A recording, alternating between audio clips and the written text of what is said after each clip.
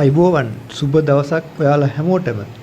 අද අපි බලමු දකුණු කොරියාවේ යකඩ උණු කරන කම්පැනි එක යකඩ වක් කරන්නේ කොහොමද කියලා. වාහන එන්ජින් පාර්ට්ස් වල මෝල්ඩ් එක එහෙම නැත්නම් අච්චුව මුලින්ම හදාගන්නේ වැලි වලින්. මේ විදිහට වැලි වලින් හදාගත්තු අච්චු වලට යකඩ උණු කරලා වක් කරලා තමයි එන්ජින් පාර්ට්ස් එක හදාගන්නේ. කොරියාවේ මෙන්න මේ විදිහට අතින් යකඩ වක් කරන කම්පැනි තවමත් තිබෙනවා. උණු නොවන විශේෂිත අමුද්‍රව්‍ය වලින් හදපු විශාල බාල්දි වලට යකඩ කෑලි දාලා ගෑස් දැල්ලක් අල්ලනවා. මේ විදිහට තමයි යකඩ උණු කරන්නේ.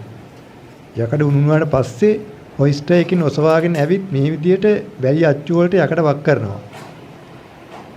මේ කුඩා පරිමාණ කර්මාන්ත ශාලාවක යකඩ වක් කරන ආකාරය මහා පරිමාණ කර්මාන්ත ශාලාවල මීට වඩා දියුණු ක්‍රමත් භාවිතා වෙනවා.